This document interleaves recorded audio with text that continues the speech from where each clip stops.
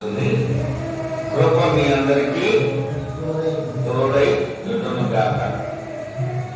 దేవుని కృప కావాలి కనుక ఈ యొక్క పత్రికను మీరు ఒకసారి గృహాలకు వెళ్ళిన తర్వాత అపోస్తలుడైన పౌలు తీతుకు రాసిన పత్రిక 3వ అధ్యాయాన్ని మీరు స్పష్టంగా చదువుకొని ఆత్మీయంగా ఎదగాలని ప్రేమతో తెలియజేస్తున్నాం. ఈ రోజున మన అంశము మనకి నిర్ణయించబడిన రీతిగా వెలుగు చీకటి అనేటువంటి అంశాన్ని మనము ఈ రోజున బోధ చేయబోతున్న సంఘంలో మనము దేవుని యొక్క వాక్యాన్ని బట్టి వెలుగు చీకటికి ఉన్నటువంటి ఒక విశిష్టతను మనము సంఘము ద్వారా ఈ క్రీస్తు బోధ ద్వారా మనం తెలుసుకోవాలి. ఇక్కడ చూసినట్టయితే మొట్టమొదటిగా వెలుగు అనేది చీకటి అనేది రెండు కూడా మన యొక్క జీవితాల్లో ప్రతిష్ఠిస్తూ ఉంటున్నాయి. అయితే మొట్టమొదటిగా మత్తయి సువార్తను మనం పరిశీలిస్తే 5వ అధ్యాయం మత్తయి సువార్త 5వ అధ్యాయంలో లోకములో మనం ఏమై ఉన్నామో మనం ఎరిగిన వారమై ఉండాలి.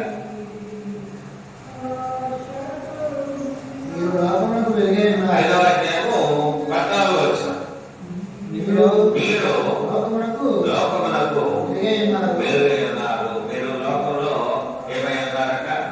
వెలుగు. వెలుగు అనగానే ప్రకాశించేది ఒకటి, రెండవది దారి చూపెట్టేది. ఒకటేమో ప్రకాశించుట, రెండవది దారి చూపెట్టేది. ఆ దారిలో మనకు స్పష్టతను కలిగించే ఈ మూడు విషయాలను మన జీవితాల్లో మనము కలిగి ఉండాలి. మీరు లోకమునకు వెలుగై ఉన్నారు. ఈ వెలుగును కలుగజేసింది ఎవరు? మనం ఆదికాండంలో మనం చూస్తే 1వ అధ్యాయం 3వ వచనం, దేవుడు వెలుగు కమ్మని పలుకగా వెలుగు కలిగెను. వెలుగు మంచిదైనట్లు దేవుడు చూచెను. దేవుడు వెలుగును చీకటిని వేరుపరచెను. ఇక్కడ ప్రత్యేకత ఏంటంటే దేవుడే వెలుగును కమ్మని ఆయన చెప్పగానే వెలుగైనట్టు మనం చూస్తున్నాం. వెలుగు ఎటువంటి లక్షణాన్ని కలిగి ఉందంటే మంచిదైనట్టు దేవుడు చూచాడు. ఎలా ఉందంట? వెలుగు మంచిగా ఉంది. కనుక ఈ వెలుగును కలిగిన దేవుడు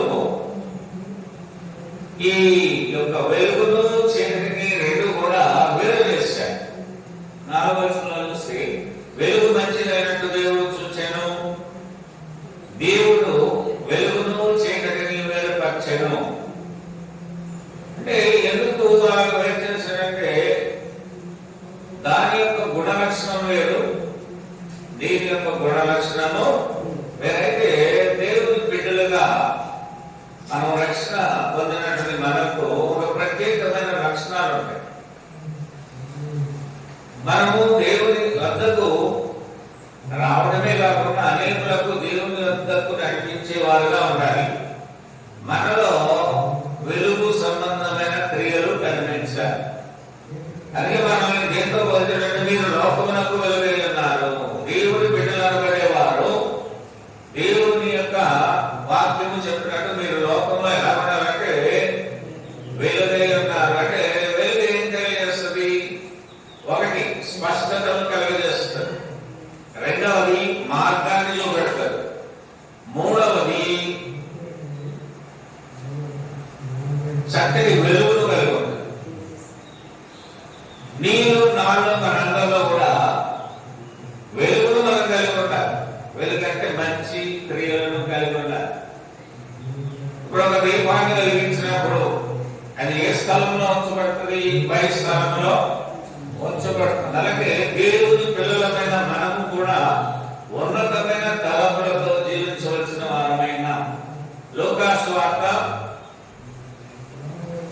11వ అధ్యాయము 33 నుండి లోకాసు వార్త 11వ అధ్యాయంలో ఎవడును మనము పరిశీలన చేస్తున్నాం. ఎవడును 33 నుండి 44 వరకు. ఎవడును దీపము వెలిగించి చాటు చోటునైనను కొంచెము క్రిందనైనను పెట్టగాని లోపలికి వచ్చేవారికి వెలుగు కనబడుటకు దీపస్తంభం మీదనే పెట్టును. అంటే రక్షింపబడిన మనము ఏమై ఉన్నాము? వెలుగై ఉన్నాం, దీపమై ఉన్నాం. ప్రకాశమానమైన స్థితిలో ఉన్న మనము ఈ వాక్యాన్ని అనుసరించి మనం ఏ స్థలంలో ఉన్నామంటే ఉన్నతమైన స్థలంలో ఉన్నాం.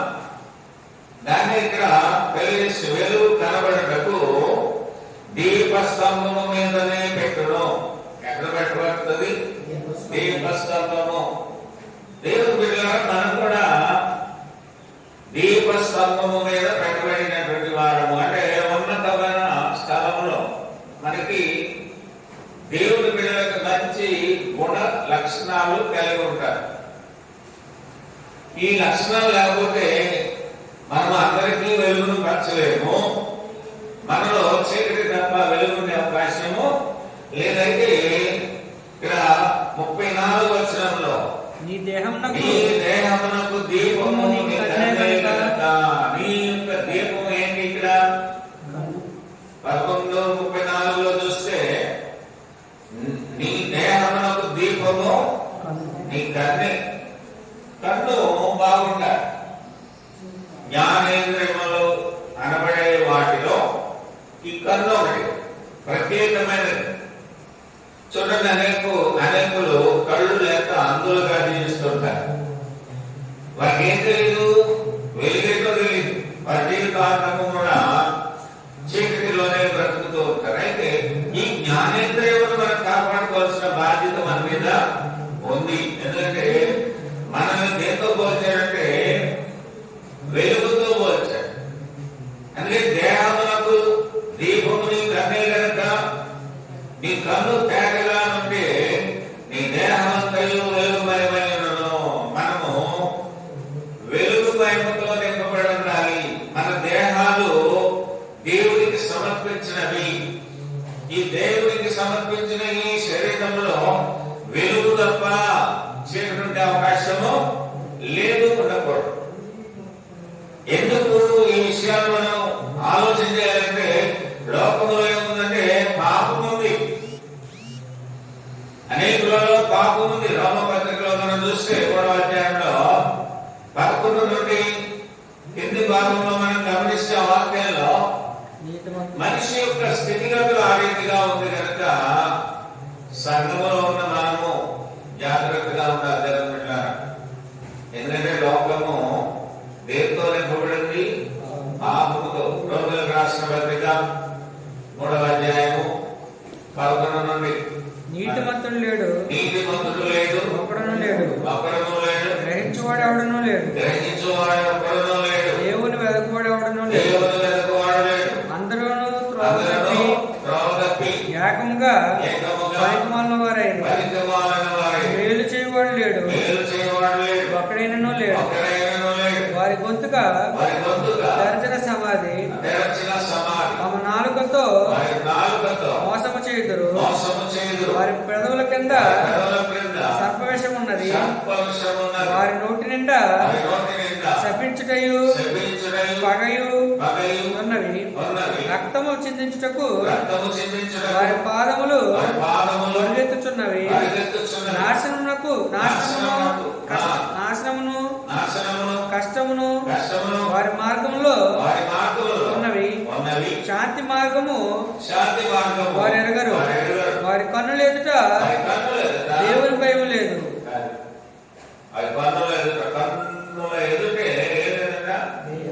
దేవుని భయం లేదు. కాబట్టి ఇక్కడ ఇవ్వబడినటువంటి అవయవాలన్నీ కూడా ఒక్కొక్క అపవిత్రతతో నింపబడినటువంటి లక్షణాన్ని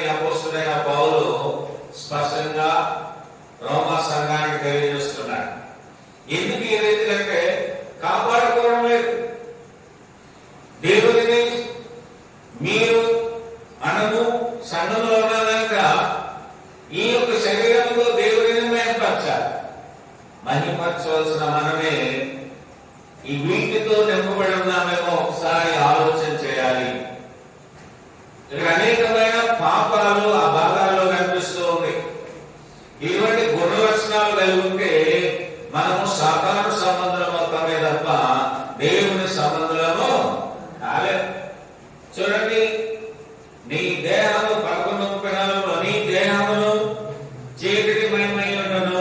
దేహం అంతా చీకటితో నింపబడు. పైకి బాగా ఉంటాం కానీ మనలో ఏమున్నదంటే దేవుని వెలుగు ఉండదు. కనుక ప్రేమగా దేవుని బిడ్డలారా, మనకు దేవుడిచ్చిన ఈ అవయవాలనే కాకుండా అంతర్గతముగా ఉన్నటువంటి భాగాలను కూడా మనం కాపాడుకోవాలి, రక్షించుకోవాలి. రక్షణ అంటే ఏదో బాప్తిజం తీసేసుకున్నాం అంటే ప్రయోజనం లేదు. బాప్తిజం వెనక ఏముందంటే బాధ్యత ఉంది. ఏక బాధ్యత, నిన్ను నీవు కాపాడుకోవాలి. నీ శరీరాన్ని కాపాడుకోవాలి, నీ ఆత్మను కూడా నీవు కాపాడుకోవాలి. రోమిలకు రాసిన పత్రికలోనే 1:28 వచనంలో పౌలు రీతిగా తెలియజేస్తున్నాడు. మరియు వారు తమ మనసులో దేవునికి చోటి పోయిరి గనుక చేయరాని కార్యములు చేయుటకు దేవుడు భ్రష్ట మనసుకు వారిని అప్పగించెను. అంటే చేయరాని కార్యాలు చేయడానికి ఇష్టపడుతూ ఉంటారు. ఎందుకంటే తమ మనస్సులో దేవునికి చోటు ఇవ్వాలి. దేవునికి చోటు ఇవ్వాలి. చోటు ఇవ్వవలసిన మనసులో వేరే అంశాలు ముందుకు వెళ్తున్నాయి. కనుకనే మరియు వారు తమ మనసులో దేవునికి చోటు ఇవ్వలేకపోయారు. ఇలాగ చోటు ఇవ్వకపోతే చీకటి ఉంటారు. ఈ చీకటి వృద్ధితనాన్ని కలుగజేస్తుంది. చీకటి ఏం కలుగజేస్తుంది? వృద్ధితనం. దేవుని మార్గం తెలియదు, ఎలాగ జీవించాలనో అది నేర్పదు, తీసుకెళ్ళి ఏదో పాపంలో పడేస్తారు. కనుకనే మరియు వారు తమ మనసులో దేవునికి చోటు ఇవ్వలేకపోయింది కనుక చేయరాని కార్యములు చేయటకు. అంటే దేవుడు ఏదైతే చేయొద్దు అన్నాడో వాటిని చేయడానికి దేవుడే భ్రష్ట మనస్సుకు వారిని అప్పగించాను. మాస్టర్లు 1-2 సార్లు చెప్తారు. మళ్ళా నేను చదవను అంటే వాళ్ళు ఏం చేస్తారంటే పక్కన కూర్చోబెడతారు. అలాగే మనం కూడా దేవుని మాట వినకపోయినా, కుటుంబ సభ్యుల మాట వినకపోయినా, పెద్దల మాట వినకపోయినా, సేవకుని మాట వినకపోయినా మనల్ని దేవుడు దేనికి అప్పగిస్తాడు? భ్రష్ట మనస్సుకు. అంటే మన మనసులో భ్రష్టత్వం ఉంది. భ్రష్టత్వం కలిగినటువంటి రాజులు ఓడిపోయారు పరిశుద్ధ గ్రంథంలో. ఎందుకంటే ఉన్న మొదటి స్థితి కంటే రెండవ స్థితి మేలుకరంగా వదిలి తొలగి మనస్సును గర్వించి అంటారు బైబిల్లో. గెహాజీ మనసులో గర్వించి ఓడిపోయాడు. అంటే ఉన్న వాటితో గర్వించడం వలన తను రాజుల యుద్ధంలో ఓడిపోయి ఆయన ఏం చేశాడంటే ఉన్న వాటినంతా పోగొట్టుకున్నాడు. ఆఖరికి భ్రష్టుడు అయిపోయాడు. కలిగినాడు దేవుడిచ్చినటువంటి మంచి జీవితాలను, ఆత్మీయ జీవితాలను మనం కలిగి ఉన్నాం కనుక మనం దేనికి చోటు ఇవ్వాలంటే దేవునికి చోటు ఇవ్వాలి, వాక్యానికి చోటు ఇవ్వాలి, వెలుగు కలిగి మనము ఉండాలి. ఎందుకంటే దేవుడు ముందే చెప్పాడు, వాక్యము చేత మాట్లాడు, మీరు లోకమునకు వెలుగై ఉన్నారు. ఈ వెలుగు మార్గం చూపెట్టాలి అంతే తప్ప మనమే చీకటైపోతే ఎవరికి మార్గం చూపెట్టాలి. మనమే చీకటిలో నడిస్తే మన గోతులో పడటమే కాకుండా ఇతరులను కూడా మనము గోతులో పడేసే అవకాశం ఉంది. కనుక నీవు వెలుగు సంబంధమై ఉండాలి. నీవు వెలుగు, లోకంలో నువ్వు వెలుగై ఉన్నావు. రెండవది రోమ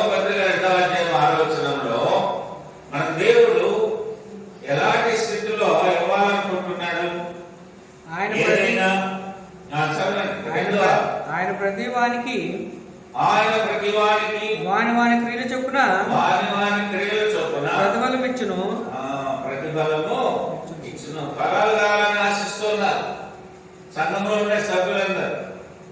కానీ క్రియలు సరిలేకపోతే ఫలాలేమి ఎవరు? ఇప్పుడు చూడండి, యేసుక్రీస్తు వారు నడుస్తున్న సందర్భాల్లో ఆ చెట్టు వైపు చూస్తే అందులో ఏం లేవట? ఫలాలు లేవు. ఫలాలు లేకపోతే దేవునికి కోపం వచ్చింది. ఇలాంటికి ఫలింపవు. అంటే అందులో ఏముండాలి? ఫలాలు ఉండాలి. మన జీవితాలు కూడా నీతి ఫలాలు నెరవేర్చాలి. అందుకే క్రియలను మనము కలిగి మంచి ఫలాలను ఫలించే వారిగా ఉండాలి. క్రియలు లేకుండా ఎంత భక్తి చేసినా వాటి వల్ల ప్రయోజనము లేదు. ఒక అతను అంటున్నాడు, మత్తయి సువార్తలో 7వ అధ్యాయంలో అంటున్నాడు, ప్రభువా ప్రభువా అని పిలుచు ప్రతి వాడును పరలోక రాజ్యంలో చేరడు గాని తండ్రి చిత్తాన్ని ఎరిగి మనము ప్రవర్తించాలి, జీవించాలి. ఇక్కడ అందుకే ఆ మాటను ఉపయోగించాడు 7వ అధ్యాయంలో 21వ వచనంలో, ప్రభువా ప్రభువా అని నన్ను పిలుచు ప్రతి వాడును పరలోక రాజ్యంలో ప్రవేశింపడు గాని పరలోకమందున్న నా తండ్రి చిత్త ప్రకారము చేయవాడే ప్రవేశించును. ఎవరు ప్రవేశిస్తారు? అందరూ వెళ్ళిపోరు. మేము ప్రార్థన చేయలేమండి, మాకు పరలోకం గ్యారంటీ అనుకోవడానికి లేదు. ఇక్కడ ఆయన అనేది ఏంటంటే తండ్రి చిత్త ప్రకారము. ఇక్కడ తండ్రికి ఒక చిత్తం ఉంది, అంటే మనసు ఉంది. నా తండ్రి చిత్త ప్రకారము చేయవాడే ప్రవేశించును. పాటలు పాడాడు వెళ్ళిపోతాడు, ఏదో వాక్యం చదివిన వాళ్ళు వెళ్తాడు, బోధించిన వాళ్ళు వెళ్ళిపోతాడు అంటే కుదరదు. ఇక్కడ ఒకటి, నా తండ్రి చిత్త ప్రకారము చేయవాడే ప్రవేశించును. ఎక్కడికి ప్రవేశిస్తాడంట? పరలోకమందు. పరలోక రాజ్యంలో ప్రవేశించాలంటే తండ్రి చిత్తాన్ని నెరవేర్చాలి. మన ఇష్టానుసారంగా జీవించేసి నాకు పరలోకం వస్తుందంటే వచ్చే అవకాశం లేదు. అంటే ఇక్కడ ఏంటంటే తండ్రి చిత్త ప్రకారం నడుచుకోవడం వెలుగు. ఆ వెలుగు మీలో లేకపోతే మనము పరలోక రాజ్యంలో కాదు, సమాజంలో కాదు, గృహాల్లో కాదు, పనిచేసే స్థలాల్లో కాదు, ఏ స్థలం వెళ్ళినా మనకు విలువ ఉండదు. అందుకనే దేవుని మాటకు లోబడాలి, ప్రార్థించాలి. కాబట్టి ఇక్కడ 20వ వచనం అంటాడు, కాబట్టి మీరు వారి ఫలముల వలన వారిని తెలుసుకొందురు. మీరు ఒక వ్యక్తి యొక్క స్వభావాన్ని తెలుసుకోవాలంటే వారు చేసేటటువంటి క్రియలను బట్టి వారు జడ్జి చేయబడతారు. ఇక్కడ అందుకే నువ్వు ప్రార్థన చేయడం కాదు, తండ్రి చిత్త ప్రకారము చేయాలి. అయితే ఇక్కడ రోమ పత్రికలో మనం ఇంతకుముందు చదివాం 3వ అధ్యాయంలో. మరి అలాంటి స్థితిలో ఉన్నారు. చూడండి, వారికి ఇవ్వబడిన 3:13లో గొంతుకుంది, అదేమో సమాధితో పోల్చబడింది. గొంతుక సమాధితో పోల్చబడి తెరిచిన సమాధి. సమాధిలో నుండి ఏమొస్తుంది? స్మెల్, అంటే బ్యాడ్ స్మెల్ వస్తుంది. అయితే నీవు నేను చెడు స్వభావాన్ని కలిగి ఉండకూడదు. 3:14 చూస్తే నాలుకతో మోసం వచ్చి నాలుకను ఎలా పడితే అలాగా ఉపయోగించడానికి మనకు అధికారము లేదు. ఎందుకంటే ఈ నాలుక దేవుడిని స్తుతించేది. అందుకే మీ జన్మ ఫలము దేవునికి అర్పించాలి. నాలుకతో మోసము చేయకూడదు. 3వ ఇందులోనే పెదవులు ఉన్నాయి. పెదవులతో తీరా మాట్లాడంట. ఎలా ఉండాలంట? స్వచ్ఛమైన పరిశుద్ధమైన మాటలే మాట్లాడాలి. సత్వవిషం ఉందంట. కొందరు ఏం చెప్తారంటే చెడు నేర్పుతారు, చెడు స్వభావాన్ని అలవాటు చేస్తారు కొంతమంది. అది నమ్మినటువంటి వారు ఎక్కడ పడిపోతారు? పాపంలో పడిపోతారు. ఎందుకు పడిపోతున్నారు అంటే విషం ఎంత సున్నితంగా ఉంటుందో అంత సున్నితంగా వారి మాటలు ఉంటుంది కనుక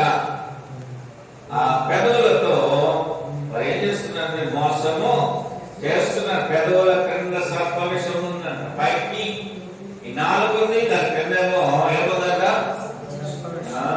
విషం ఉంది. రెండవది వారి నోటి నిండా నోరుంది, నోటితో సద్విషయాలను మాట్లాడాల్సినటువంటి అనేకులు ఏం చేస్తున్నారంట, శపిస్తూ ఉన్నారు. రోమా సంఘంలో ఉన్నటువంటి ప్రజలు, సంఘ బిడ్డలుగా ఉన్న ప్రజలు ఎలా ఉన్నారంట, గొంతుకును పాడు చేసుకుంటున్నారు, నాలుకతో మోసం చేస్తున్నారు, పెదవులేమో విషపూరితమైన మాటలతో నింపబడింది, నోరేమో ఇతరులను శపించడమే కాకుండా పగ కూడా ఆ యొక్క నోటి నిండా నింపుకొని ఉన్నారు. ఎందుకలాగంటే వారి అంతరంగము మంచిది గుడ్డితనముతో నింపబడ్డారు. అంటే అది చీకటి. ఈ లక్షణాలన్నీ కలిగి ఉంటే ఆ వ్యక్తులు ఎలా ఉన్నారట, చీకటిలో ఉన్నారైతే నీవు నేను ఏమై ఉన్నామంటే లోకంలో వెలుగై ఉన్నాం. వెలుగంటే దారి చూపెట్టే వారు వెలుగు సంబంధులు, దేవుడి సంబంధులు, మంచి క్రియలు చేసేవాడు. అందుకే ముందే చెప్పాడు, వారి వారి క్రియలు చొప్పున వారికి ప్రతిఫలము ఇవ్వబడును అని రోమా 2:6 చెప్తాడు. ఆయన ప్రతి వారికి వారి వారి క్రియల చొప్పున, ఇది క్రియలు చాలా ఇంపార్టెంట్. మన దేవుని మందిరానికి వెళ్తూ చెడు స్వభావాలతో, చెడు ఆలోచనలతో, చెడు ప్రవర్తన కలిగి ఇష్టానుసారంగా జీవిస్తుంటే వాటిని బట్టి ప్రతిఫలము వస్తుంది. కనుక మనము దేవుని వాక్యాన్ని బట్టి మన యొక్క క్రియలను మార్చుకోవాల్సిన అవసరంగా ఉంది. ఈ క్రియలు ఉంటే 3:18 రోమా 3:18 ఇలా ఉండడానికి కారణం ఏంటంటే వారి కన్నుల ఎదుట దేవుని భయము లేదు. మొట్టమొదటి చెప్పాడు, దేవుని కన్ను గురించి చెప్పాడు 11:34 నీ దేహమునకు దీపము నీ కన్నే. టార్చ్ లైట్ వేసినప్పుడు ఏం కనిపిస్తుంది, దారి కనిపి. కన్ను మంచిదనుకో అన్ని మంచి వాటినే చూస్తాం, కన్ను చెడ్డదైతే. అందుకనే ఇక్కడ నీ దేహమునకు, ఒక క్రైస్తవుని యొక్క దేహమే కాదు, మానవ సృష్టిలో, దేవుని సృష్టిలో ఉన్న ప్రతి మానవుడు కూడా తమ కంటిని కాపాడుకోవాలి. ఎందుకంటే దేహానికి దీపము ఏంటంటే నీ కన్నే. ఈ కన్నుని పరిశుద్ధంగా పెట్టుకోవాలి. కన్ను మంచిదైతే నీకేం కనిపిస్తుంది అక్కడ లక్షణము? నీ కన్ను తేటగా ఉంటే నీ దేహమంతయు వెలుగుమయమై ఉన్నప్పుడు మన యొక్క కన్ను మంచిదై ఉండాలి. ఈ కన్నుతో వారు మరలా బొత్తుకు వచ్చాడు, నాలుగుకు వచ్చాడు, పెదవులకు వచ్చాడు, నోటికి ఇలా వచ్చినప్పుడు మన కన్నుల యొక్క ఏముండాలంటే దేవుని భయం ఉండాలి. దేవుని భయం లేకపోతే లోబడే తత్వం ఉండదు. దేవుని భయం లేకపోతే పడిపోయే అవకాశం ఉంది. దేవుని భయం లేకపోతే నష్టపోయే అవకాశం ఉంటుంది. చూడండి, చాలా మంది ఎగ్జామ్స్ వరకు చదవకపోతే ఎవరికి నష్టం? ఒరే చదువురా బాబా అంటారు చాలా మంది, చదవండి అంటారు. రిజల్ట్ వచ్చినప్పుడు బాధపడతారు. ఎందుకంటే అయ్యో అందరూ పాస్ అయిపోతుంది, నాకు పాస్ అవుతుంది. బాధపడే ప్రయోజనం ఏమి లేదు. ఎందుకంటే మార్పు చెంది వాక్యానుసారముగా ఆ బిడ్డలు చదివితే ఏమవుతారంట? పాస్ అవుతారు. నీకు కూడా దేవుని యొక్క రిజల్ట్ రాబోతుంది. అందులో మనం పాస్ అవ్వడానికి ప్రయత్నము చేయాలి. దేవుడి భయం లేకుండా మనము జీవిస్తే వాటి వల్ల ప్రయోజనము లేదైతే కొంతమంది యొక్క లక్షణాలు ఇక్కడ దేవుని వాక్యం తెలియజేస్తుంది. రోమాపత్రిక 2వ అధ్యాయము 8-9 వచనాలు, అయితే భేదములు పుట్టించి సత్యమునకు లోబడక దుర్నీతికి లోబడి వారి మీదికి రౌద్రమును వచ్చును. అంటే విభేదాలు కలిగించకుండా మనం చూసుకోవాలి. అయితే ఇక్కడ సత్యమునకు లోబడక, భేదాలు కలిగించేవారు, సత్యం లేనటువంటి వారు, సత్యములకు లోబడినటువంటి వారు మీరు ఏం చేస్తున్నారంటే దుర్నీతికి లోబడి వారి మీదికి, అంటే సత్యమునకు లోబడరు, దుర్నీతికి లోబడతారు. వారి మీదకి ఎవరి ఉగ్రత వస్తుందంటే సేవకుల యొక్క ఉగ్రత కాదు. ఎవరికి వస్తుందట? దేవుని ఉగ్రతయు రౌద్రమును వచ్చును. కాబట్టి మనము దేవుని యొక్క సంఘములో ఉన్నటువంటి మనమందరము కూడా దేవునికి భయపడి లోబడవలసిన అవసరం ఉంది. మనము దేవుని వాక్యానికి విరుద్ధంగా నడిస్తే మన మీదకి దేవుని ఉగ్రత రౌద్రము కూడా వస్తుంది, కోపము, కోపాగ్ని. నన్ను ఎవరు ఏం చేయలేరు అనుకోకూడదు. ఎవరున్నారు? పైగా దేవుడు ఉన్నాడు. దేవుడు వాని వారి క్రియలు చొప్పున వారికి ప్రతిఫలము ఇస్తాడు. అందుకే యోహాను సువార్తలో మాట 3వ అధ్యాయము 15వ వచనం, లోకము తన కుమారుని ద్వారా రక్షణ పొందుటకే గాని లోకమునకు తీర్పు తీర్చుటకు దేవుడు ఆయనను లోకంలోనికి పంపలేదు. అంటే దేవుడే ఒక చక్కటి మాట అంటాడు, తీర్పు తీర్చకు. లోకము తన కుమారుని ద్వారా రక్షణ పొందుటకి, మనం రక్షణ పొందేవారుగా ఉండాలి కానీ లోకమునకు తీర్పు తీర్చుటకు దేవుడు ఆయనను లోకంలోనికి పంపలేదు. కారణం, ఈనాడు తీర్పు తీరుస్తూ ఉంటాం మనం. వాళ్ళు మంచోళ్ళు కాదు, ఈయన కొంటోళ్ళు కొంటోళ్ళు అని దేవుని వాక్యం చెప్తుంది. తీర్పు తీర్చదు. తీర్పు తీర్చడం నీ పని కాదు. చూడండి 7వ అధ్యాయం మత్తయి సువార్తలో 7వ అధ్యాయం 1వ వచనంలో, మీరు తీర్పు తీర్చకుడి, అప్పుడు మిమ్మల్ని గురించి తీర్పు తీర్చబడదు.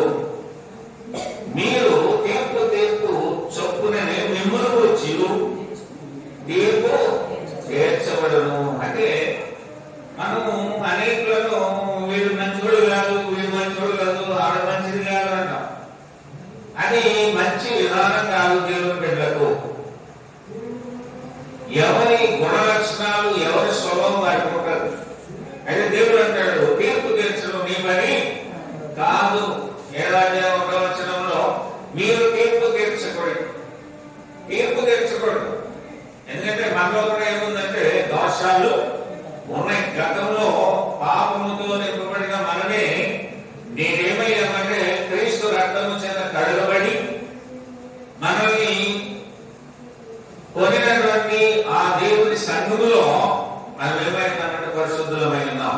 దేని బట్టి వచ్చింది కనుక విలువ, దేవుడు పరిశుద్ధులు కనుక మనం కూడా పరిశుద్ధం అని గ్యారంటీగా ఎలా చెప్పగలం?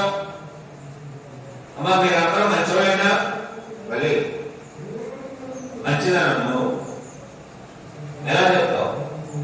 అమ్మ నువ్వు బిడ్డలు మీరు మంచివాళ్ళైనా? మీరు ఎప్పటి వరకు మంచివాడు? గతంలో మనమందరము పాపముతోనే ఉన్నాం. ఇప్పుడు కూడా పాపం వెంబడిస్తూ ఉంది. మనం దేవుని వాక్యంలో ఉన్నాం కనుక. అయితే తీర్పు తీర్చడం మన పని కాదు. అందుకనే ఇక్కడ అన్నాడు, మీరు తీర్పు తీర్చుకుని అప్పుడు మిమ్మల్ని గురించి తీర్పు తీర్చబడదు. అంటే వారి గురించి తప్పుడు అభిప్రాయం ఉండకూడదు. ఒక అతనంగా వాడు కుంటోడు అంటున్నాడు. బాగా వినాలి. కుంటోడు అంటుంటే ఇతనికి అన్ని అవయవాలు ఉంది, కుంటోడు అంటుంటే కొద్ది రోజులు పోయిన తర్వాత ప్రయాణం చేస్తుంటే ఆ కుంటోడు అన్న వ్యక్తికి చిన్న యాక్సిడెంట్ అంటే ఏం లేదు, వెళ్తున్నప్పుడు చిన్న మేకు గుచ్చుకుంటే కొద్ది రోజులకి ఆ కాలు పైదాకా తీసేశారు. అంటే మనకి ఉన్నటువంటి మంచి శరీరాన్ని బట్టి మనం ఇతరులను ఏర్పాటు చేస్తుంటాం. ఆడుకుంటోడ్రా, ఆడుకుంటోడ్రా, ఆడు సొట్టోడ్రా, ఆడు చేయి బాగలేదురా అంటున్నాం. సేమ్ అదే క్వశ్చన్ ఆ వ్యక్తికి వచ్చింది. వస్తే అప్పుడు బాధపడుతున్నాడు. అతను ఈ రోజు కూడా ఉన్నాడు అసలు. అంటే ఒకరికి మనము తీర్పు తీర్చడం మంచిది కాదు. ఎవరు తీర్చాలి? అందుకే మీరు తీర్పు తీర్చకూడి అని ఉంటారు. అండర్లైన్ చేసుకోండి. అప్పుడు మిమ్మల్ని గురించి తీర్పు తీర్చబడదు. వాడు గుడ్డోడైనా గుడ్డోడైనా, డబ్బులు ఉన్నోడైనా లేనోడైనా, మనకంటే తక్కువ జ్ఞానం కలిగి ఉన్నా, బలం లేకపోయినా, అందుడైనా, మనము వారిని టార్గెట్ చేయకూడదు. ఎందుకంటే మనం ఎవరి పిల్లలను? దేవుని పిల్లలు కనుక మనలో ఏముందంటే వెలుగు. ఈ వెలుగు కలిగిన మనము ఇతరులకు మార్గం చూపెట్టేవారుగా ఉండాలి. కొంతమంది చదివిన పిల్లల్లో నేను చూశాను, నడుస్తుంటే కావాలని కాలు పెడతారు. నడుస్తుంటే పెడతారంట, కాలు అడ్డేస్తారు. ఎందుకు అడ్డేస్తే ఏమవుతారు? ఆ వ్యక్తి పడిపోతారు. అది వాళ్ళకి ఆనందం. కానీ ఒక విషయం, యేసుక్రీస్తు ప్రతి విషయంలో కూడా పడిపోయిన వారిని లేవనెత్తిన వాడాయన. ఈనాడు సేవకులు చూడండి, అనేక మంది పడబడేస్తున్నారు. పడబడటం సేవకుల పని కాదు. తోసేస్తున్నారా? చూసారంటే సేవకుల పని ఏంటి? దేవుడి పిల్లల పని ఏంటి? వీలైతే మేలు చేయి, వీళ్ళు మాత్రం లేదు. అందరినీ ప్రేమించు. సంఘాన్ని ప్రేమించాలి, నీ కుటుంబాన్ని ప్రేమించుకోవాలి, అలాగే సంఘంలో ఉన్న వారిని ప్రేమించాలి, నీ కుటుంబ సభ్యులను ప్రేమించాలి. అది చేయలేనప్పుడు నీవు చీకటిలో ఉన్న విషయాన్ని గ్రహించాలి. అందుకే మనం వెలుగు సంబంధముగా ఉన్నామా, చీకటి సంబంధముగా ఉన్నామా అని తెలుసుకోవాలి. అందుకనే మనం పొందే రక్షణ మనకు మేలు చేసేదిగా ఉండాలి. అంతే తప్ప మనం మునిగేసాం, బాప్తిజం తీసుకున్నాం అంటే వాటి వల్ల ప్రయోజనాలు. బాప్తిజం పొందిన వ్యక్తులు ఎలాగా జీవించాలో ఆ రీతిగా జీవిస్తేనే మనకి ఫలాలు దేవుడు ఇస్తాడు. ఒక మాటలో ఎఫ్సీలకు రాసిన పత్రిక,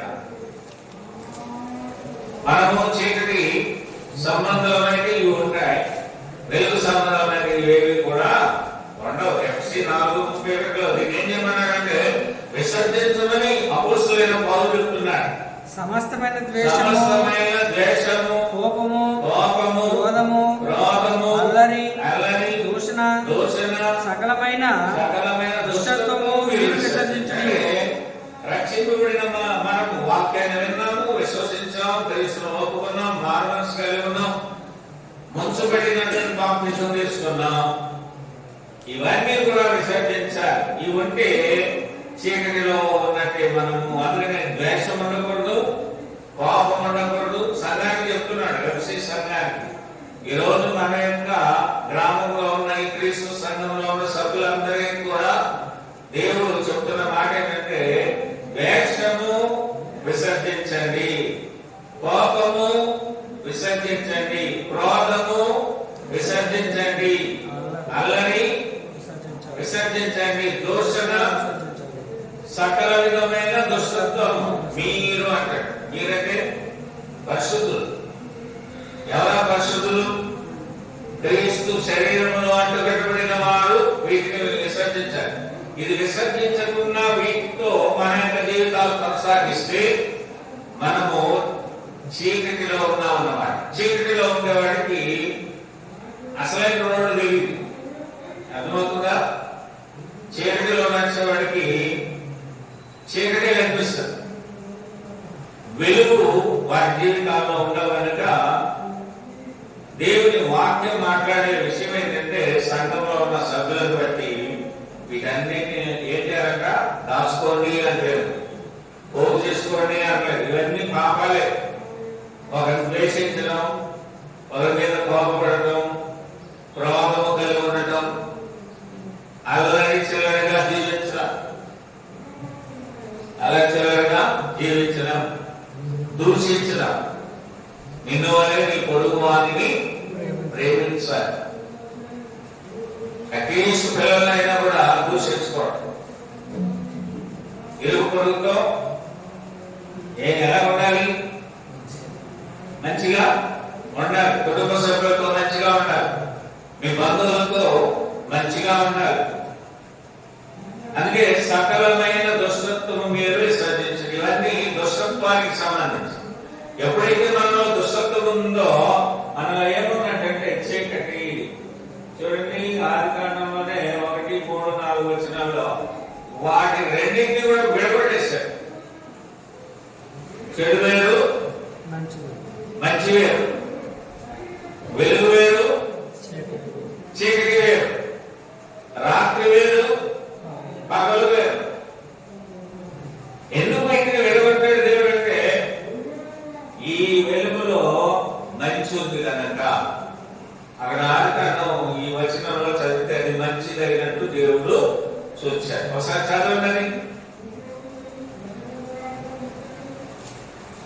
ఆదికాండము 1వ అధ్యాయం 3వ వచనం.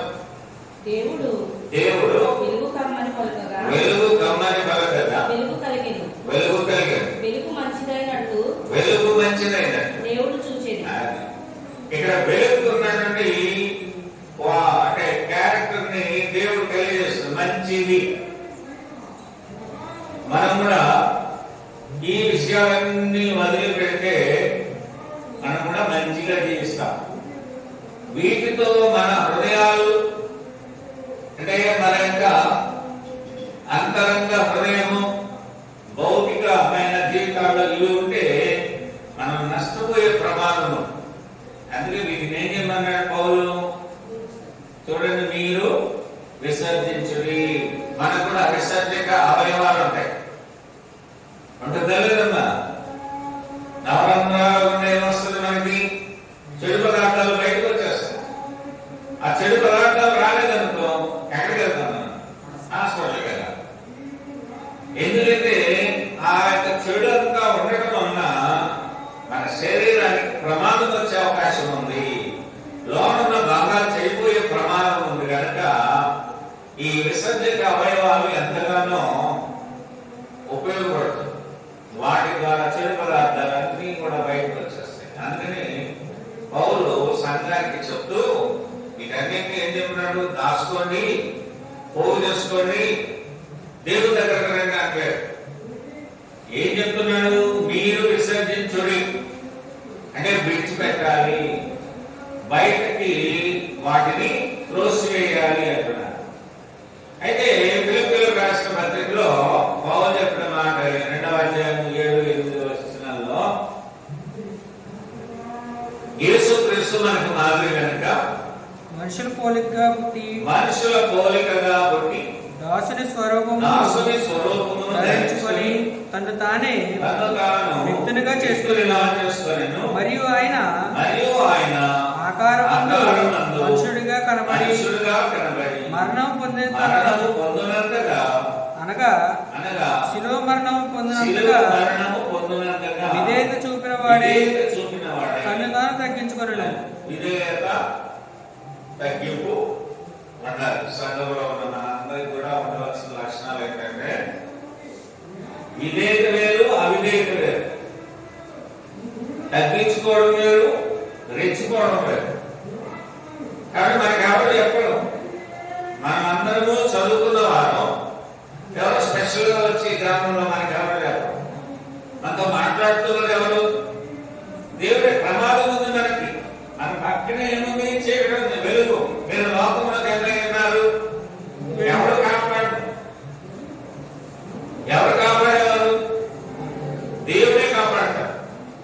అలాగే నీవు దేవునితో సంబంధం ఉంటే పరిశుద్ధులందరూ కూడా నీకు మంచి సహవాసం కలిగి ఉంటారు. కుటుంబంతో సాన్నిధ్యము కలిగి ఉంటే కుటుంబ సభ్యులందరూ కూడా సాన్నిధ్యము కలిగి ఉంటారు. గ్రామంలో అందరితో కలిసి ఉంటే గ్రామంలో అందరూ కూడా మనకి సహకారులుగా ఉంటారు. అంటే పెద్దలంటే నోరు మంచిదైతే ఊరు మంచిది అంటారు. కాబట్టి నోటి గురించి పౌలు ముందే చెప్పాడు కనుక ఆ నోటిని మనం జాగ్రత్తగా కాపాడుకోవాలి. ఎందుకంటే దేవుని వాక్యాన్ని బట్టి ఈ నోటితో తీర్పు తీర్చేస్తాం ఈజీగా. వైలి చాలా చెప్పడం ఎంతో సేపు పట్టదు కదమ్మా. ర్యాంప్ మార్గం పెట్టారు అన్నారు. చెప్పడం ఈజీ, కానీ ఉచ్చరించిన మాట ముందుకు వెళ్ళిందంటే మళ్ళా రావడం జరగదు. అందుకని దేవుని వాక్యం అంటారు, మీరు తీర్పు తీర్చకూడదు. మన పని అది కాదు. మనం ఎలా బ్రతకాలో, సంఘంలో ఎలా బ్రతకాలి, కుటుంబంలో ఎలా బ్రతకాలి, లోకంలో ఎలా బ్రతకాలి అంటే బాధ్యత కలిగి బ్రతకాలి. బాధ్యత కలిగిన వాడు పనుల మీద దృష్టి ఉంచుతాడు, ఆరాధన మీద దృష్టి ఉంచుతాడు, కుటుంబ బాధ్యతల మీద దృష్టి ఉంచుతాడు. బయటకు వెళితే మన యొక్క పనుల మీద బాధ్యత కలిగి పనిచేస్తూ ఉంటాం. అందుకని ఎవరు ఎలా ఉన్నా నీ మట్టుకు నీవు జాగ్రత్తగా ఉండాలి. తీర్పు తీర్చు, ఎవరికి కూడా తీర్పు తీరిస్తే నీ మీదేమొస్తుందంట, నీవు ఏ కొలతతో మీరు కొలుచు కొలత చొప్పునని నీకును కొలవబడను. అయితే కింద వచనాలు, నీ కంటిలోనున్న దూరం నెచ్చక నీ సహోదరుని కంటిలోనున్న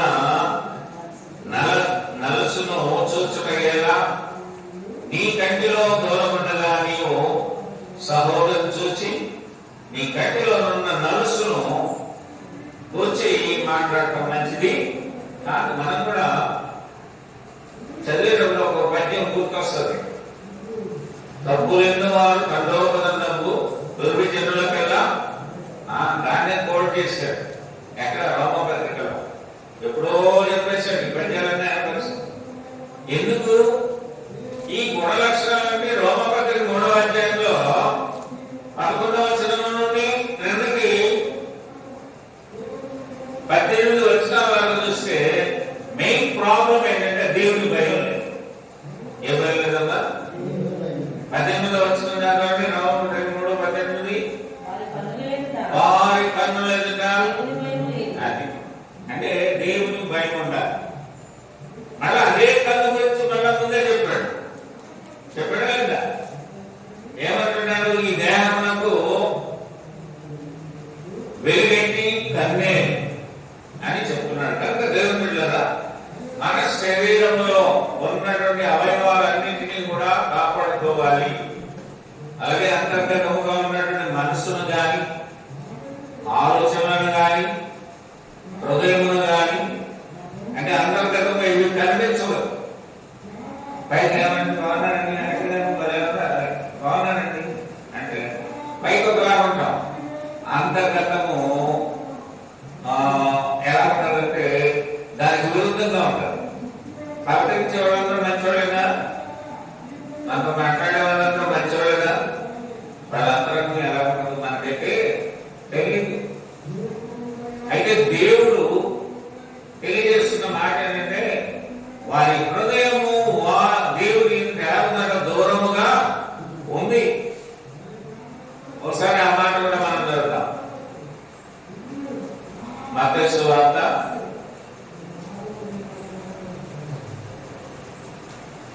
13వ అధ్యాయము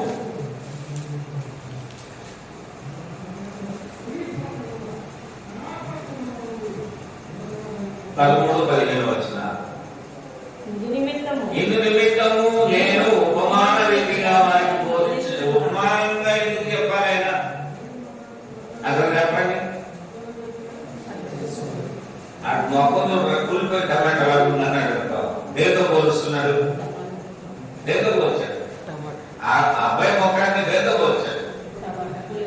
ఏ టమాటా? టమాటా మంచి టమాటాలు కూలిపోయి టమాటాలో పోలుస్తున్నాడు. అంటే ఉపమానం చెప్తే ఆ వ్యక్తి యొక్క ముఖాన్ని దేంతో పోల్చాడు? కుళ్ళిన టమాటాతో పోల్చి చెప్పడం. ఇక్కడ కూడా యేసు క్రీస్తు ఉపమానంతోనే బోధ చేశాడు. ఏదో ఒక సబ్జెక్ట్ చెప్పాలంటే ఇక్కడే ఉంది, ఇందు నిమిత్తము నేను ఉపమాన రీతిగా వారికి బోధించుచున్నాను. ఉపమానం అంటే బోధించి చెప్పడం. ఒక సబ్జెక్ట్ చెప్పే ముందు ఒక పదార్థాలను, ఒక వస్తువును, ఒక జంతువును లేదా ఒక ఏదో ఒక దాన్ని తీసుకొని వాటితో పోల్చి చెప్పడాన్ని ఉపమానం అంటారు. రెండవది, ఈ ప్రజలు కన్నులారా చూచి చెవులారా విని హృదయంలో గ్రహించి మనసు తిప్పుకొని నా వలన స్వస్థత పొందుకున్నట్లు వారి హృదయము ప్రవీణది, వారి చెవులు వినుటకు మందములైనవి, వారు తమ కన్నులు మూసుకొని ఉన్నారు. చూసారా ఏం చేశారంట? మళ్ళీ ఎందుకు ఇచ్చారు దేవుడు? మంచిగా అందరినీ చూడండి, బైబిల్ చూసి చదవండి అని దేవుడు చూసి నడవండి ముందుకి. కష్టంలో కనుకొస్తూ ఒక దరిద్రుడు ఉన్నాడు. మేము ఒక కథ చెప్తాను సింపుల్ గా. అది కుదించో నేను పేదవాడిని నన్ను ఎప్పుడు దేవుడు పెద్దగా చేసేస్తాడో ధనం ఇస్తాడో అనుకున్నాడంట. సరే ఇది పరీక్షిద్దాం అనేసి అనుకుంటే మార్గ మధ్యలో సరే పాపం ఇంతకాలం దరిద్రుడుగా ఉన్నాడు, ధనం లేని వాడుగా ఉన్నాడు. ఒక పెద్ద ధనం కలిగిన మూటను తన ముందుంచాడు, పడేశాడు. ఇస్తే నడుస్తున్న అతని దగ్గరకు వచ్చి ఎప్పుడు ఇదే రోడ్లో నేను నడుస్తున్నాను కదా, నాకు తెలియదు రూట్ అని చెప్పేసి అసలు కళ్ళు మూసుకొని నడుస్తాను నేను అనుకోని నడిచాను. మొత్తానికి దగ్గరికి రాగానే కళ్ళు మూసుకొని నడిచి దాన్ని దాటిపోయింది. అప్పుడు ఏమైంది? దేవుడు ఇచ్చినటువంటి ఆశీర్వాదాన్ని అతను పొందుకోలేకపోయాడు. అలాగే మనం కూడా కొన్ని అపవిత్రమైన కార్యాలు చేయడం వలన, విసర్జించకపోవడం వలన మనకు ఉండవలసిన విలువలు, గౌరవము, సంపద, ఉన్నతమైన స్థితి ఇవి పోగొట్టుకుంటూ ఉంటాం. కాబట్టి వాటిని అన్నింటి మనలో ఏముందో మనకు తెలుసు, తెలీదా? వాటిని ఏం చేయాలి మనం? ఎవరికి మీరు లోకంలో వెలుగై ఉన్నారు, మీ ద్వారా ఒకరికి మేలు జరగాలి తప్ప చెడు జరగడానికి అవకాశము లేదు. అందుకే ఈ విషయాలను విధేయత కలిగి ఉండాలి, తగ్గించుకోవాలి. మూడవది పిలుపులకు రాసిన 4:6 దేనిని గురించి చింతపడకూడదు కానీ ప్రతి విషయంలోనూ ప్రార్థన విజ్ఞాపనల చేత కృతజ్ఞతాపూర్వకంగా మీ విన్నపములు దేవునికి తెలియచేయండి. ఏం చేయాలంటే ఎవరు చెప్పాలి? వారికి వెళ్ళించి ఏ ప్రయోజనం లేదు. ఎవరు తెలియదు? మనం ప్రార్థన చేయాలి. మెయిన్ అది. ఎగ్జామ్ బాగా రాయాలంటే ఏం చేయాలన్నా? పుస్తకాలు కొట్టే సరిపోతా బెట్లో ఈ ముందు మనం మధ్యలో చేయాలి. ఏం చేయాలా? డబ్బా నిండా పోయి ముందంటే కుదరదు. ఏం చేయాలంటే వంట చేసుకోవాలి. వంట చేయాలంటే కష్టం, అవునా కదా? ఇప్పుడు ఆన్లైన్ బుకింగ్లు ఎక్కువ. ఏమంటే ఒక భోజనం తెచ్చిండ అంటే బతుకు తెలిసిపోతాను. ఎవరికి? స్త్రీలకి. స్త్రీలు ఏం చేయాలి? ఇంటి పని, వంట పని, పిల్లల పని, తర్వాత ఇది చేస్తూ ఉద్యోగాలు కూడా చేయాలి, అవునా కదా? వంట పని చేస్తాం మనము, చేయవా? మీ ఆయన ఒకవేళ హెల్పర్గా ఉన్నా నువ్వేం చేయాలి? చూస్తూ ఉండాలి. అలాగే మన జీవితాల్లో మంచి పాకాన్ని మనం తినాలంటే పచ్చనం చేసి తింటాం. ఎందుకంటే మంచి జీర్ణం అవ్వాలి, శక్తి రావాలి. నువ్వు శక్తిమంతురాలుగా ఉండాలంటే నువ్వు చింతపడుతూ ఉండకు, దేని గురించి బాధపడదు. అమ్మా బాధపడితే వస్తుంది, అప్పులు ఉన్నాయి. ఈ అప్పులు ఎలాగంటే బాబు కాళ్ళు ముళ్ళు ఉంచుకుంది ఎలాగంటే అని బాధపడకూడదు. ఏదో విషయం చెప్పాడు.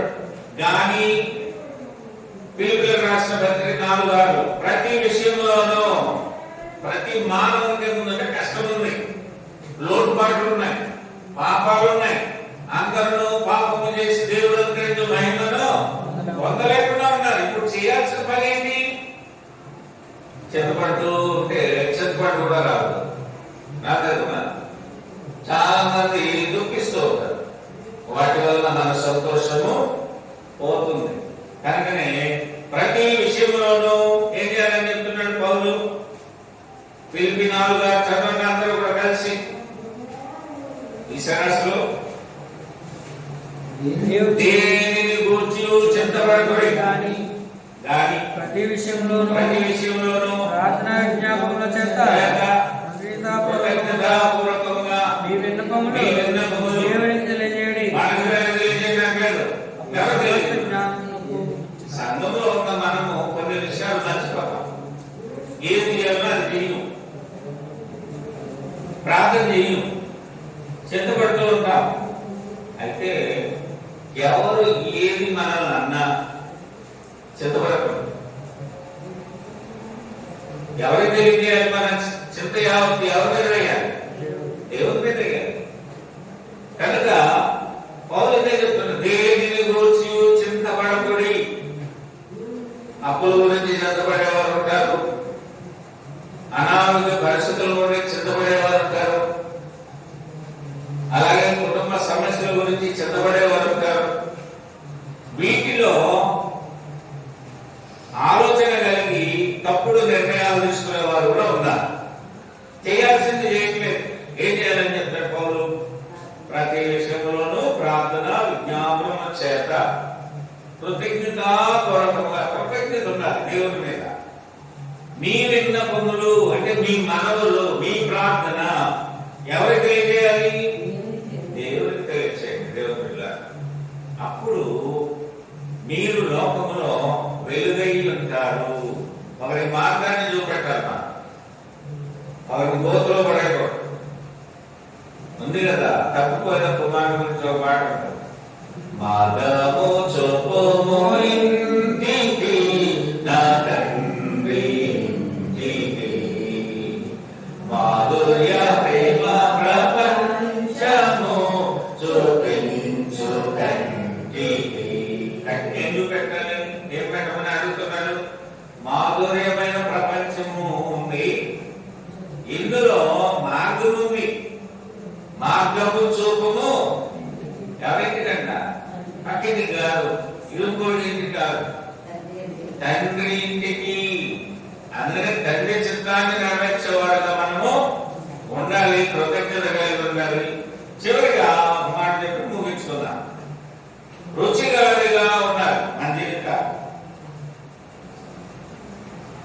పరీక్షలకు రాసిన పత్రిక 4:6 ప్రతి మనుషునికి ఎలాగో ప్రత్యుత్తరం ఇవ్వాలనో, పరీక్షలకు రాసిన పత్రిక 4:6 ప్రతి మనుషునికి ఎలాగో ప్రత్యుత్తరం ఇవ్వాలనో అది మీరు తెలుసుకోవాలంటే ఈ సంభాషణ వేసినట్టు ఎల్లప్పుడూ రుచిగలదిగాను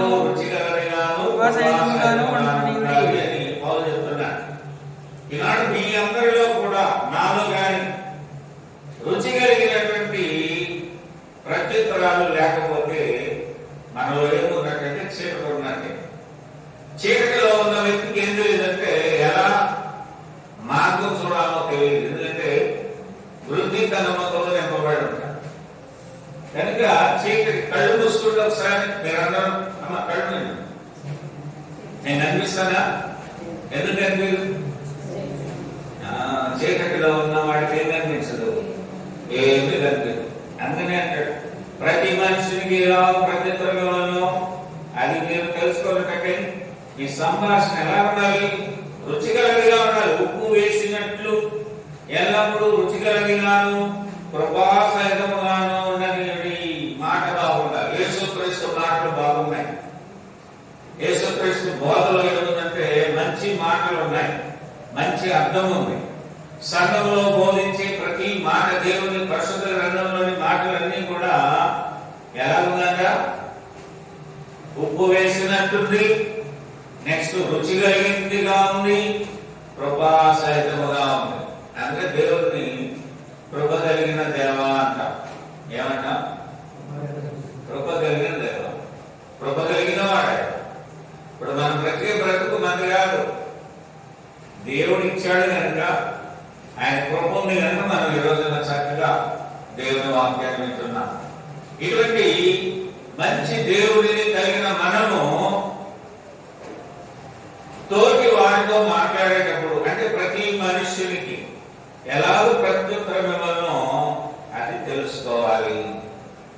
మనం పనిచేసిన చోట కావచ్చు, కూరగాయల కొట్లు కావచ్చు, మన ఫ్రెండ్స్ దగ్గర కావచ్చు, కుటుంబంలో భార్యాభర్తలు కావచ్చు, అలాగే పెద్దలైనటువంటి వారు తల్లిదండ్రుల దగ్గర కావచ్చు, అత్తమామల దగ్గర కావచ్చు, రక్త సంబంధుల దగ్గర కావచ్చు, ఎక్కడికి వెళ్ళినా మన మాటలు ఎలా ఉండాలి? రఫ్ అండ్ రూడ్గా ఉండకూడదు. ఎలా ఉండాలి? కృపాసహితముగా. ఈ కృపాసహితముగా ఎలా ఉండాలంట?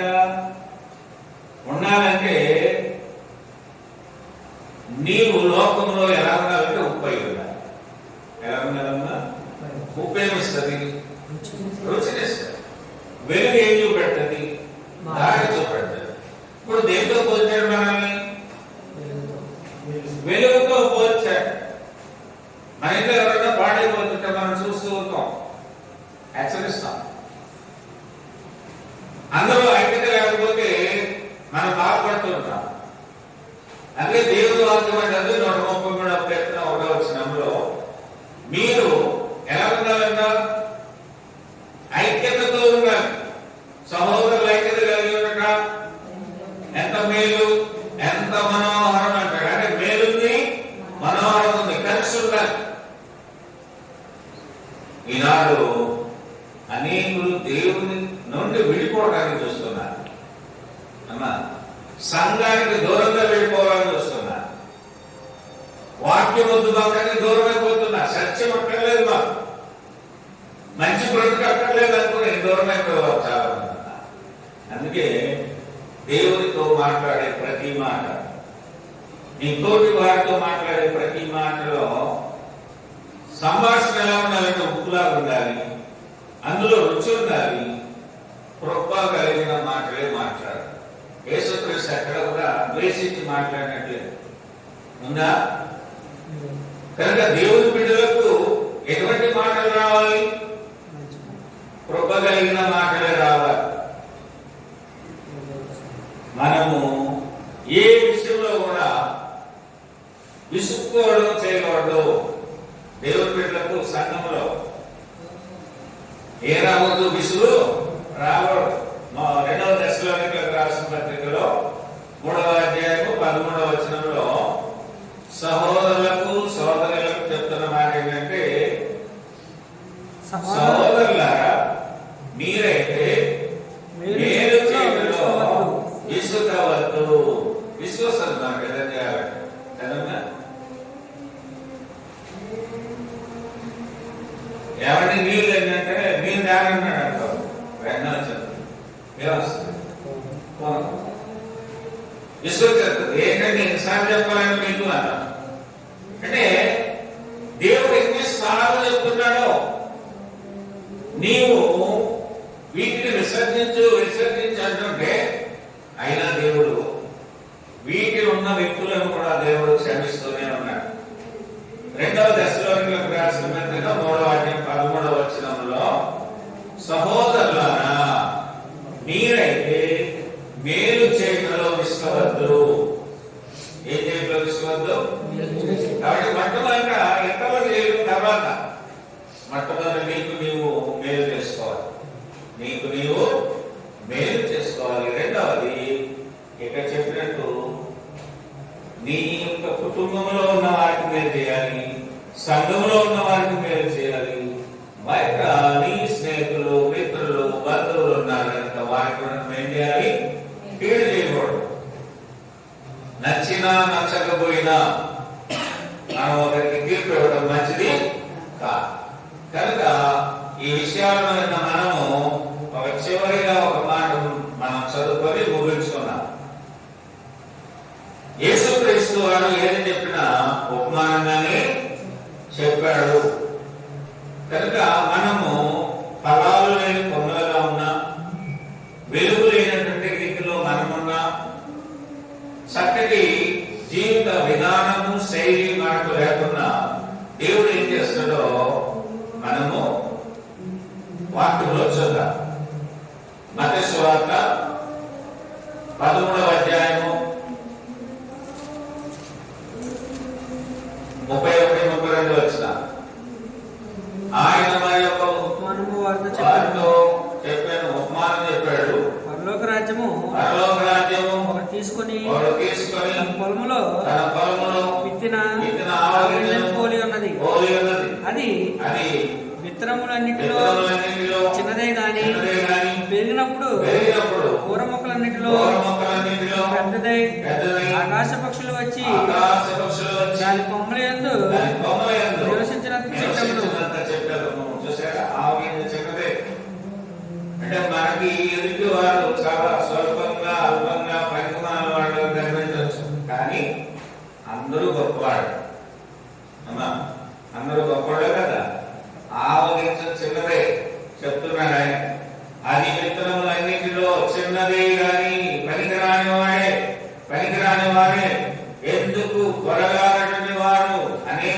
దుర్మార్గమైన క్రియలు ఉన్నటువంటి వారే.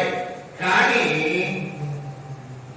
పెరిగినప్పుడు కూర మొక్కలన్నిటిలో పెద్దదై ఆకాశ పక్షులు వచ్చి దాని కొమ్మలంటూ నివసించునంత చెట్టు అవుతున్నట్టు, పెద్ద చెట్టు అవుతుంది. అంటే మనం ఈరోజు మన జీవితాల్లో మన వాళ్ళను కానీ, ఇతరులను కానీ, సంఘ బిడ్డలను కానీ, బంధువులను కానీ తక్కువ చూపు చూస్తూ ఉంటాం. వాళ్ళ గురించి తీర్పు ఇచ్చేస్తుంటాం. అంటే మనకు అన్ని తెలుసు అన్నట్టు. కానీ ఒకటి నేర్చుకోవాలి, వారు పరిగణన వారైనప్పుడు మనం వారి గురించి ఏం చేయాలంటే ప్రార్థన చేయాలి. తీర్పు తెచ్చుకోవడం. నీవు నేను ఎవరు తీర్పు తెచ్చడానికి? అసలు మన అంతరంగం ఎలా ఉందో మనం కూడా పరిశీలించుకుంటే మనలో కూడా ఏముంటది?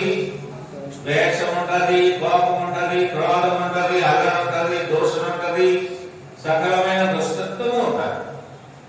ఇవి లేకుండా ఉన్న మనుషులు ఎవరైనా ఉన్నారంటే ఎవరు కూడా ఉండరు. అందుకనే మనలో లేకుండా మనం చూసుకోవాలి. మన లోకంలో ఎలా ఉండాలంటే వెలుగు వలె ఉండాలి. అందుకని మనతో చెప్తున్న మాట 7వ అధ్యాయంలో తీర్పు తీర్చకండి. రెండవది, మీరు లోకంలో ఏమైనారంట? ఏమై ఉన్నారు? వెలుగై ఉన్నారు. ఒకసారి 11వ అధ్యాయాన్ని మనం చదువుతున్నాం. లోకాసు వార్త 11వ అధ్యాయం 33వ వచనాన్ని చదువుతాం. 34వ వచనం. ఈ దేహమునకు దీపము నీ కన్నే కనుక నీ కన్ను తేటగా ఉంటే నీ దేహమంతయు వెలుగుమయమై ఉన్నను. అది చెడినదైతే కన్ను నీ దేహమును చీకటిమయమై ఉన్నను.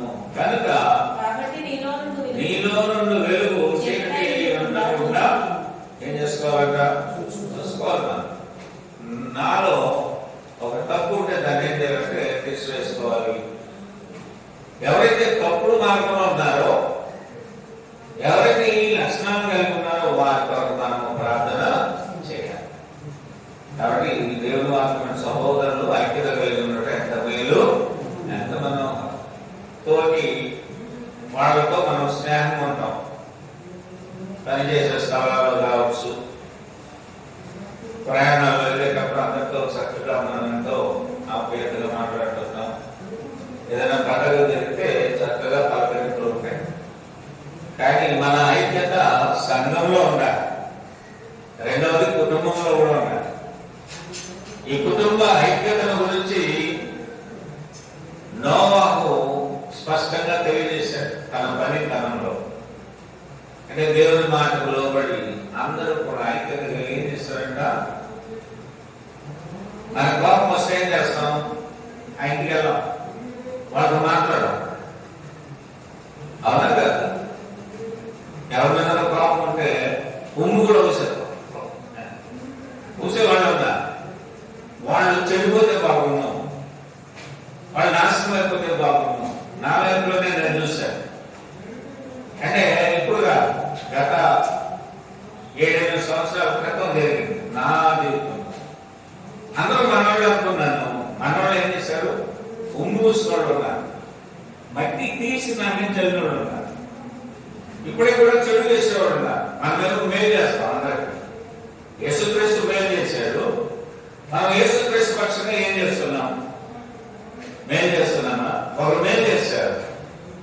ఆ మేలుకు ప్రతిఫలంగా ఈనాడు ఏమొస్తుందంటే కీడే సంభవిస్తుంది. కనుక దేవుని బిడ్డలారా, మనము తీర్పు తీర్చడం కానీ మన శరీరంలో ఉన్న ప్రతి భాగం కూడా దేవుడి ఇచ్చిన కనుక వాటిని పవిత్రంగా వాడవలసిన అవసరం ఉంది. కన్ను కానీ, నోరు కానీ, ముక్కు కానీ మా ఉన్నటువంటి చెడు వాసన వచ్చిందనుకో ఏం చేస్తారు? పిల్లలు ఏం చేస్తారు? ముక్కు మూసుకోం. వెళ్తున్నప్పుడు మార్గంలో ఏదైనా ఒక చనిపోయిన కళేబరం స్మెల్ వచ్చిందంటే అంటావా? ఏం చేస్తాం? వాటిని ఇష్టపడము. దేవుడు కూడా చెడుని ఇష్టపడేవాడు కాదు. మనం అనుకుంటున్నాం నేను ఖచ్చితంగా పరలోకి వెళ్ళిపోతాను. ఏ మాత్రం ఆయన యాక్సెప్ట్ చేయడు. నువ్వు తీర్పు తెచ్చకు,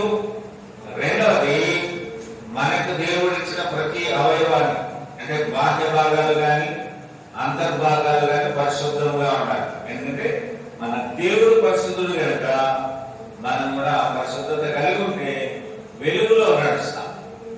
వెలుగుతారా వద్దా? లైట్ కరెక్ట్ కానీ కొద్దిగా లైట్ ఆఫ్ చేసి ఇచ్చేటట్టు నీ బూతులు దొరుకుతారో పాపం ఎలక్ట్రిక్ డిపార్ట్మెంట్ వాడు, అవునా కదా? ఎందువల్ల ఉన్న వెలుగుని ఏం చేశాడు? కొద్ది క్షణాలు తీశాడు. తీసేస్తేనే మనకి ఎంత పాపం వస్తుంది. అయితే పూర్తిగా చీకటితో నింపబడిన మన బ్రతుకులు వెలుగుతో నింపబడాలి అన్న గొప్ప ఆలోచన ఎవరిలో ఉందంటే దేవునికి ఉంది, సేవకులతో. అదన్నా కదా? కాబట్టి దేవుని బిడ్డలైన మనం అందరం కూడా ఈ విషయాలను తెలుసుకొని జీవిద్దాం. మీరందరూ వెలుగు సంబంధం, మీరు వెలుగై ఉన్నారు. లోకంలో ఏమైందంటే చదివే వాక్యము 14 వచనం, మీరు వెలుగై ఉన్నారు, లోకములకు వెలుగై ఉన్నారు. కాబట్టి మన వలన